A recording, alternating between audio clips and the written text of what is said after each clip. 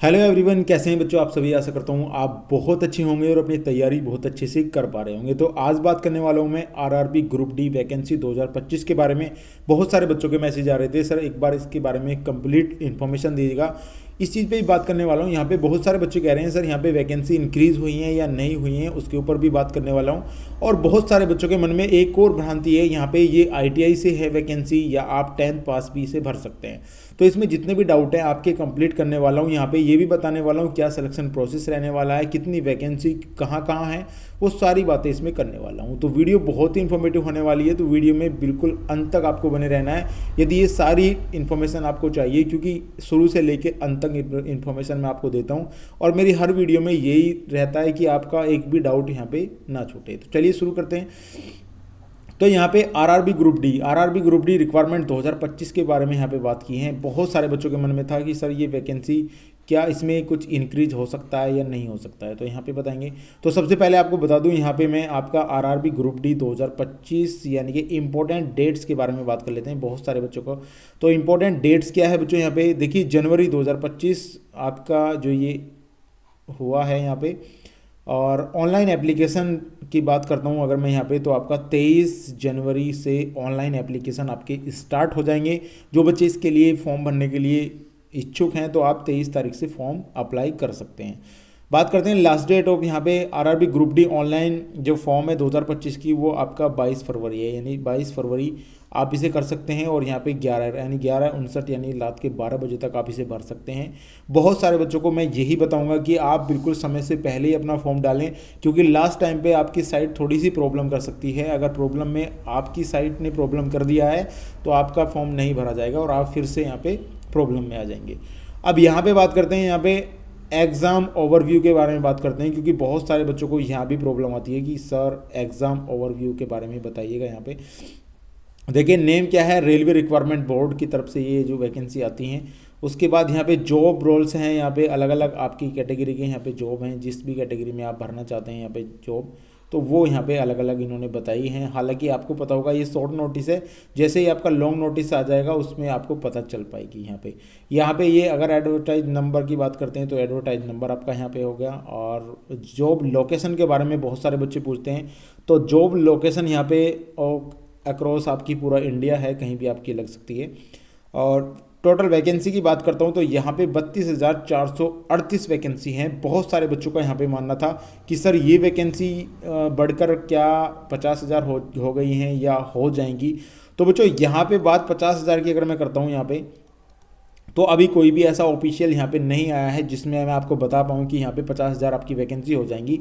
लेकिन आपको पता होगा जब भी ये वैकेंसी आती है तो इसमें एक पॉइंट हमेशा आता है कि ये वैकेंसी इंक्रीज़ या डिक्रीज़ की जा सकती हैं। हो सकता है बढ़ाई भी जा सकते हैं, हो सकता है ये घटाई भी जा सकती हैं। तो पिछली वैकेंसी में भी आपने देखा होगा, इसी तरीके से एसएससी जीडी की वैकेंसी में भी आपने देखा होगा कि किस तरीके से ये वैकेंसी इंक्रीज़ हो जाती हैं। तो इसमें बिल्कुल भी वो नहीं है। हालांकि बहुत सारे अखबार की कटिंग मैंने पढ़ी है जिनमें ये बताया गया है कि आपकी वैकेंसी बढ़कर 50,000 हो जाएंगी। तो हो सकता है वो हो जाएं, लेकिन आपको फिलहाल के टाइम पे जो मैं बता रहा हूँ आपको, अभी जो शॉर्ट नोटिस है, जैसे ही आपकी 23 जनवरी को यहाँ पे हो जाएगा तो लगभग 22 जनवरी को आपका शॉर्ट नोटिस यहाँ पे लॉन्ग नोटिस आ जाएगा। उसमें आपको पता चल जाएगा कितनी वैकेंसी कहाँ कहाँ है और सारी चीज़ें वहाँ पे क्लियर हो जाएंगी। लेकिन फिलहाल के टाइम पे अभी आपके 32,438 ही वैकेंसी हैं जो शो कर रहा है। ऑनलाइन भी अगर आप जाएंगे तो आपको यही शो करके दिखाएगा वहाँ पे। अब यहाँ पे बात करता हूँ आपका मोड ऑफ एप्लीकेशन, यहाँ पे ऑनलाइन एप्लीकेशन होगा। बहुत सारे बच्चों का मुझे मैसेज आ रहा है सर क्या इसे ऑफलाइन भर सकते हैं, तो यहाँ पे ऑनलाइन है, आप ऑनलाइन भरिएगा। अब क्वालिफिकेशन की बात करते हैं, यहाँ पे 10th पास लिखा हुआ है। अब बहुत सारे बच्चों के मन में आईआईटी है, तो उसके बारे में बताऊंगा यहाँ पे कि आईआईटी वाले भर सकते हैं या नहीं भर सकते हैं, या 10th वाले भर सकते हैं या खाली आईटीआई वाले ही भर सकते हैं। तो उसके बारे में यहाँ पे बात करने वाला हूँ मैं, आगे पॉइंट पे बात करूँगा इसमें। और ये भी नोटिस भी दिखाऊंगा आपको कि भर्ती बोर्ड से क्या नोटिस आया है कि आईआईटी चलेगी या इसमें 10th पास चलेगी, वो भी आपको यहाँ पे बता दूंगा मैं भी। तो आरआरबी ग्रुप डी की एज लिमिट की बात करते हैं तो यहाँ पे 18 से 30 वर्ष आपकी होनी चाहिए और 18 से 33 वर्ष। ये 33 वर्ष क्यों है, क्योंकि आपको एज रिलेक्शन मिलता है।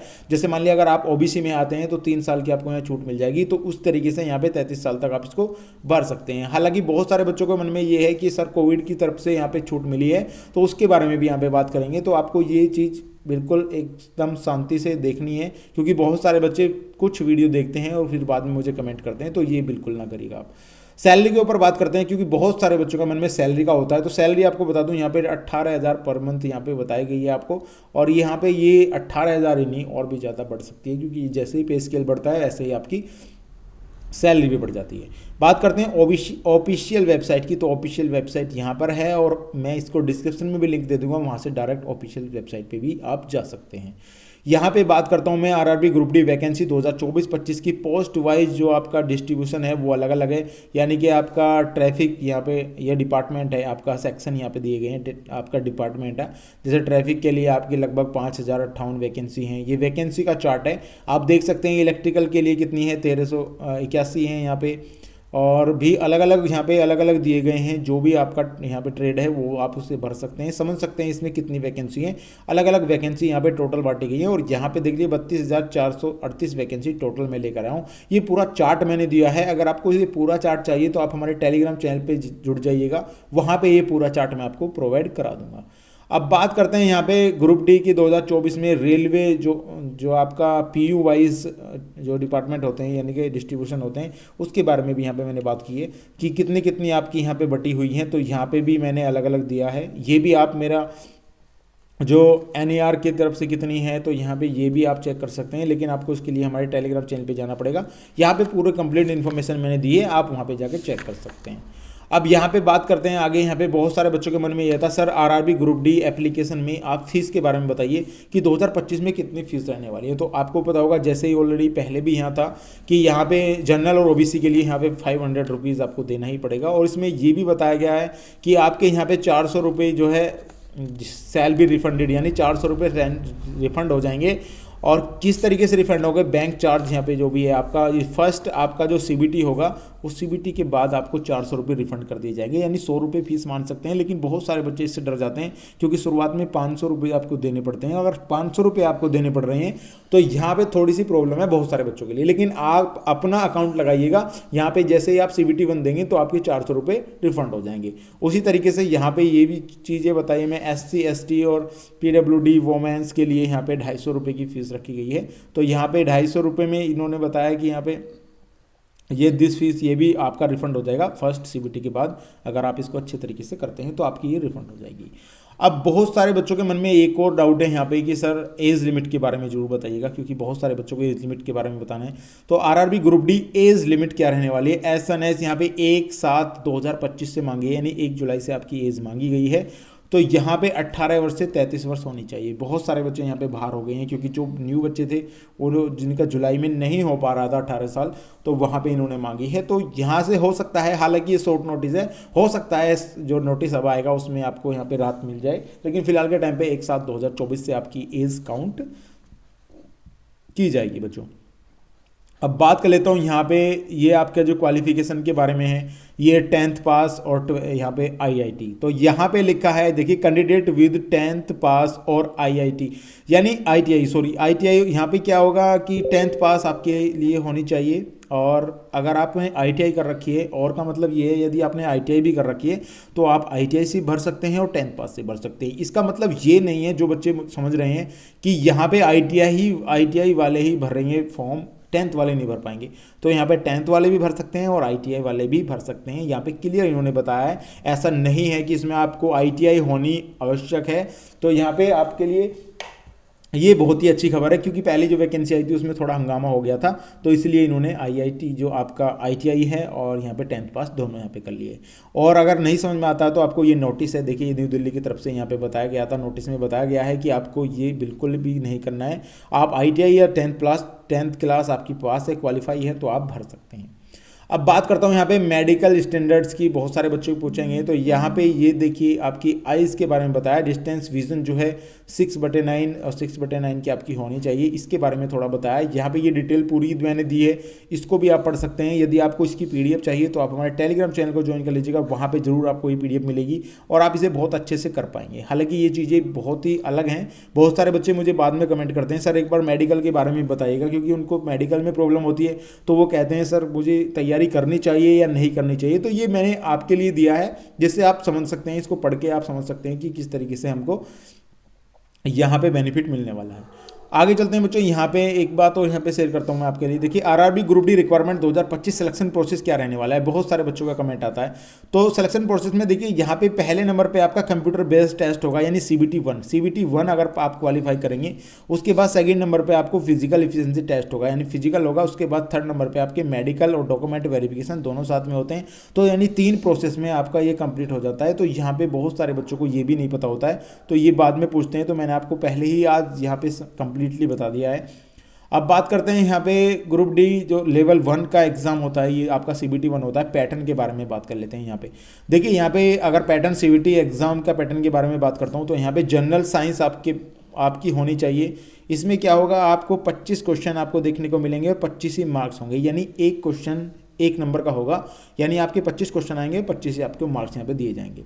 उसके बाद बात करता हूँ यहाँ पे मैथमेटिक्स की। में बहुत सारे बच्चे मैथमेटिक्स के बारे में पूछेंगे, तो मैथमेटिक्स के भी आपके यहाँ पे 25 क्वेश्चन है और 25 नंबर हैं आपकी। बात करते हैं जनरल इंटेलिजेंट रीजनिंग की, तो 30 क्वेश्चन यहाँ पे आपके हैं, 30 ही नंबर इसमें है। जनरल अवेयरनेस और करंट अफेयर, ये आपका बहुत अच्छा पोस्टर यहाँ पे पोर्शन है, तो इसमें 20 क्वेश्चन है आपके 20 ही नंबर में। तो 100 क्वेश्चन आपको आने वाले हैं यहाँ पे टोटल। 100 नंबर में से आपके यहाँ पे मेरिट बनने वाली है। टाइम की बात करता हूँ तो 90 मिनट आपको मिलेगी इस पेपर को करने के लिए। 100 क्वेश्चन है और 90 मिनट है। मुझे नहीं लगता आपको इसमें ज़्यादा एफर्ट लगाने की ज़रूरत है, क्योंकि बहुत ही अच्छे से ईजी से आप कर पाएंगे। यदि आपको ये सारी चीज़ें आती हैं, आप एक पर्टिकुलर तरीके से पढ़ाई की है आपने, तो आपको इसमें कोई भी प्रॉब्लम नहीं आने वाली है। अब आगे चलते हैं। यहाँ पे कुछ बच्चों का मानना ये भी है, सर एक बार सिलेबस जरूर बताइएगा। तो यहाँ पे मैंने सिलेबस भी रखा है, ये सिलेबस की PDF भी आपको मिल जाएगी मेरे टेलीग्राम चैनल पे। यहाँ पे मैथमेटिक्स के जितने भी आपके पोर्शन है, जितने भी रेलवे ग्रुप डी पूछता है, वो सारे मैंने यहाँ पे दिए हैं। बात करते हैं जनरल इंटेलिजेंट यहाँ पे रीजनिंग के बारे में, उसके भी मैंने यहाँ पे सारे दिए हैं, ये आप जाके चेक कर सकते हैं। अगर आपको ये PDF चाहिए तो टेलीग्राम चैनल ज्वाइन कर लीजिएगा। जनरल साइंस के मैंने बताया यहाँ पे क्या क्या चीज़ आपसे पूछी जाएगी। 10th लेवल के जितने भी CBSE के जो क्वेश्चन हैं आपके जो साइंस से संबंधित है, वो यहाँ पे पूछे जाएंगे। करंट अफेयर की यहाँ पे बात कर लेता हूँ मैं, तो करंट अफेयर में यहाँ पे जनरल अवेयरनेस और बहुत सारी चीज़ें यहाँ पे पूछी जाएंगी। ये मैंने बिल्कुल ही कंप्लीट आपको बता दिया है, और इसके लिए मैं एक बैच भी शुरू करने वाला हूँ, जिसमें आपको सारी चीज़ें यहाँ पे मिल जाएंगी। और यहाँ से जाकर आप हमारे टेलीग्राम पे डायरेक्ट जाएंगे, वहाँ से जाकर आप इन सभी चीज़ों को पढ़ सकते हैं यदि आपको उनको पढ़ना है। मैंने एक एक पॉइंट आपके लिए बहुत अच्छे से क्लियर किया है, ताकि आपके सारे डाउट यहाँ पे क्लियर हो जाएं। तो गाइज ये थी आज की हमारी वीडियो। आशा करता हूँ वीडियो आपको बहुत ज़्यादा पसंद आई होगी। अगर वीडियो पसंद आई तो प्लीज़ वीडियो को लाइक और चैनल को सब्सक्राइब करके जरूर जाइएगा। गाइज मिलते हैं ऐसी ही नेक्स्ट वीडियो में, तब तक के लिए गुड बाय।